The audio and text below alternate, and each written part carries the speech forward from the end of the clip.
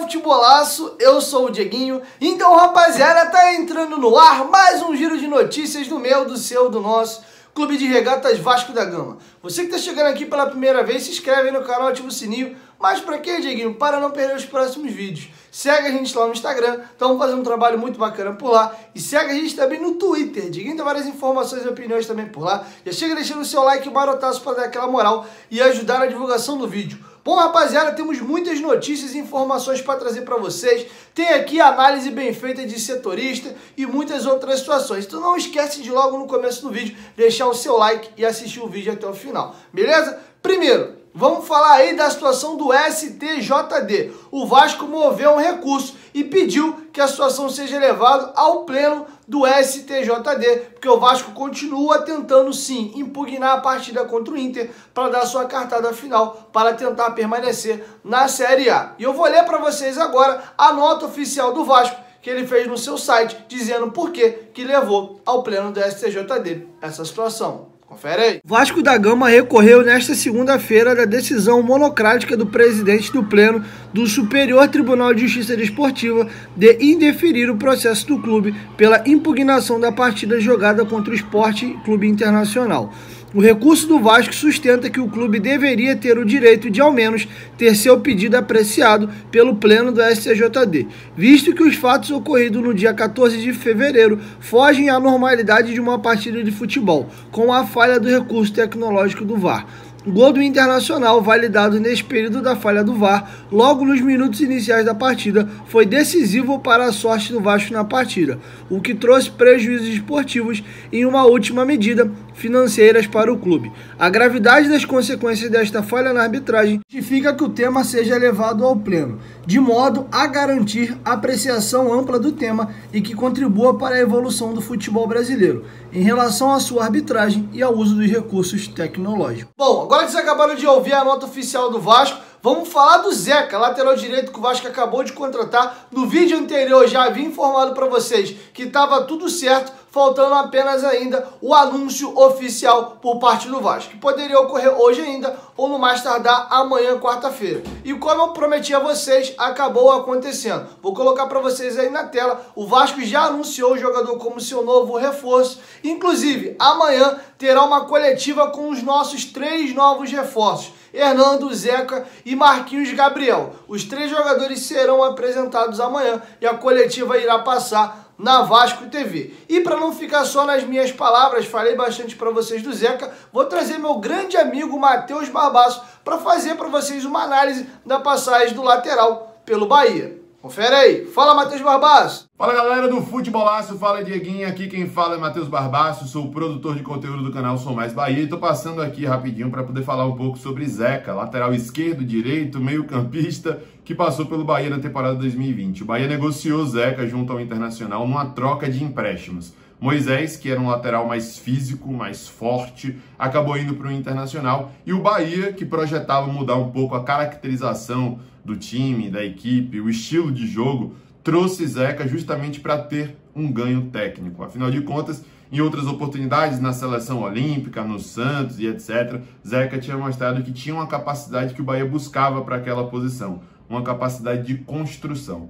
Mas na prática, Zeca teve muitas dificuldades, né? 3 técnicos passaram pelo Bahia na temporada 2020, Mano Menezes, Roger Machado e Dado Cavalcante, e ele não conseguiu ter uma sequência com nenhum deles. É bem verdade que, infelizmente, teve o falecimento da mãe dele, ele também teve uma lesão, isso afastou ele um pouco dos gramados e até mexeu um pouco com o psicológico, é natural, né? O grupo, inclusive, abraçou muito ele nessa época, foi bem bacana, assim, a maneira como a galera tava unida, né? Mas isso também atrapalhou para ele não ter uma sequência tão grande, para não ser tão aproveitado como a gente imaginava, como a gente esperava, como a diretoria que procurava dar esse ganho técnico também imaginava, né? O fato é que ele saiu do Bahia com a sensação de que poderia entregar muito mais tecnicamente, né? De que poderia ter contribuído muito mais. Porém, infelizmente, isso não aconteceu. Em 19 jogos, ele fez um gol, um belo gol, inclusive, contra o Coritiba, usando uma das suas armas, que é o chute, de fora da área. Enfim, eu acho que é um jogador que ainda pode se reencontrar na carreira, porque ainda é jovem,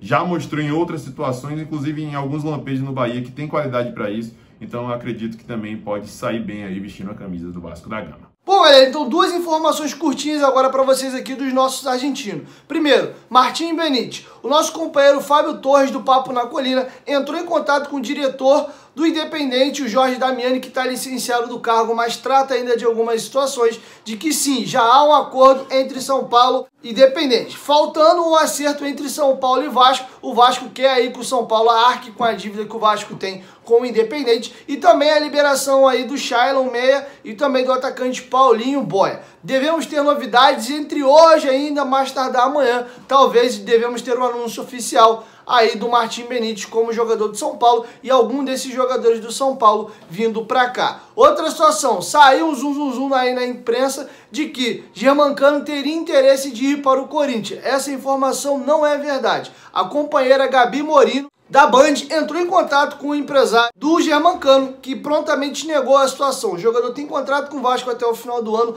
vai cumprir o seu contrato e o mais importante, quer ficar em São Januário. Essas eram as duas informações curtinhas que eu tinha para trazer para vocês dos nossos argentinos. E aproveitando aí o nosso amigo Matheus Barbaço, outros dois atletas que o Vasco contratou, teve passagem recente lá pelo Bahia e pedi ele para trazer uma análise mais completinha desses dois jogadores. Primeiro, vamos falar do Hernando, que acabou de vir do Bahia para o Vasco e ele vai comentar para vocês como é que foi a passagem do zagueiro por lá. Fala, Matheus Barbaço. Estou passando aqui para poder falar um pouco sobre Hernando, né, novo reforço aí do Vasco da Gama, que foi o nosso zagueiro na temporada 2019 e na temporada 2020/2021, né, porque só acabou esse ano.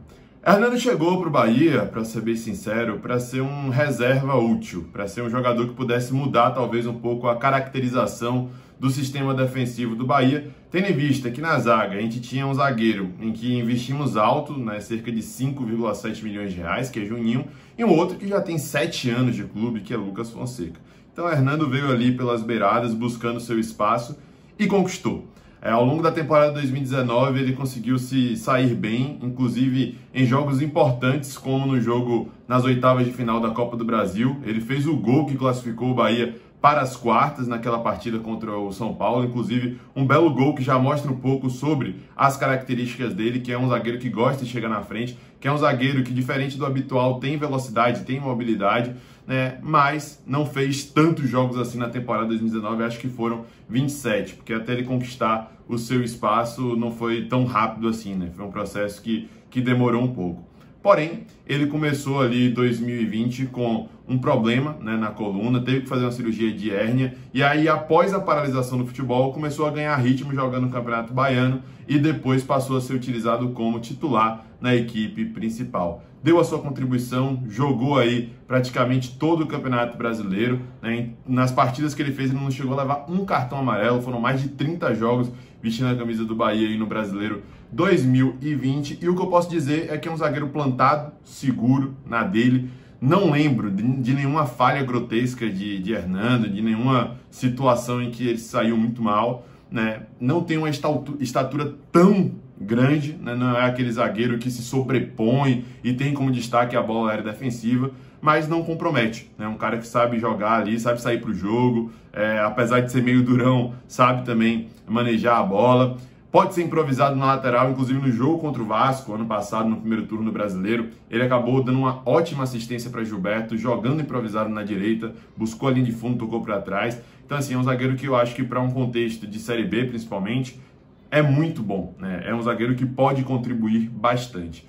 Na Série A, eu também acho que ele poderia contribuir e ser útil. No caso do Bahia, boa parte da torcida pediu a permanência dele justamente pela concorrência aí na zaga, sem Anderson Martins, Juninho, que não estão muito bem, né? Mas enfim, o Bahia acabou optando por reformular aí o elenco, liberou o atleta, e eu acredito que ele tem tudo para sair muito bem com a camisa do Vasco da Gama. Bom, e para finalizar, eu vou pedir para ele fazer uma análise para vocês de Marquinhos Gabriel. Já tem um tempo que o jogador passou por lá, foi 8 anos atrás, mas a passagem que ele teve por lá foi muito bacana. E ele comentou também a passagem de Marquinhos Gabriel no Bahia. Confere aí. Sobre Marquinhos Gabriel, que passou pelo Bahia já faz um bom tempo, lá em 2013, mas que deixou uma impressão tão boa que depois que ele se destacou e acabou indo para o Palmeiras e rodando aí pelo Brasil, frequentemente, quando abria a janela de transferências, a torcida do Bahia acabava pedindo ele. Mas o tempo passou, ele também não conseguiu manter uma regularidade aí ao longo das temporadas, teve um processo de lesão que também atrapalhou ele, e o torcedor meio que esqueceu um pouco o atleta, apesar dele ter sido especulado aqui, acho que no ano passado ou retrasado, mais uma vez. Bom, Marquinhos Gabriel, ele formou uma trinca ali no ataque que funcionou muito bem em 2013. Era ele, o Alisson, que estava em grande fase, aquele que passou pelo Cruzeiro, revelado na ABC, que hoje voltou para a ABC, e Fernandão.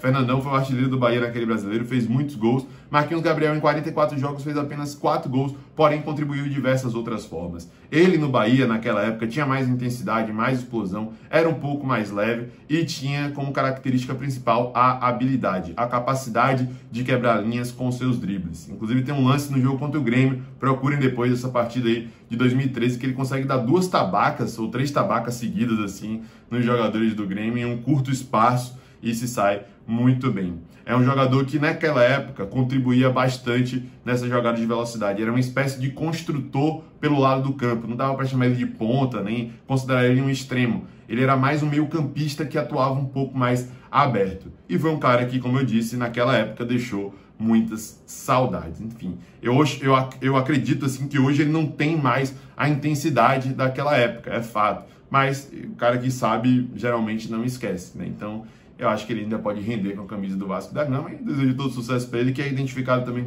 com o Bahia, gosta da instituição, tomara que se saia bem aí. Valeu, Matheus Barbaço, obrigado, irmão. Quem quiser acompanhar o trabalho dele, você pode acompanhar aqui no YouTube, canal Sou Mais Bahia, e também seguir ele nas redes sociais aí, Twitter, Instagram, Facebook, Sou Mais Bahia ou Matheus Barbaço. Bom, rapaziada, é isso. Essas eram as informações que eu tinha para trazer para vocês nesse girão de notícias. Amanhã, 5h30 da manhã, tem vídeo no canal já informando para vocês as últimas novidades do nosso Vascão, beleza? Chegou até aqui no vídeo, dá essa moral, deixa seu like. Se não gostou do vídeo, deixa o dislike também. E não esquece de se inscrever no canal e ativar o sininho das notificações. Toda vez que tiver vídeo no canal e trazendo tudo que é de melhor de informação do Vascão, o YouTube irá te informar enviando uma notificação, beleza? 1, 2, 3... Futebolaço, tamo junto, família, e a qualquer momento diga em volta. Vasco, tamo junto, valeu, fui!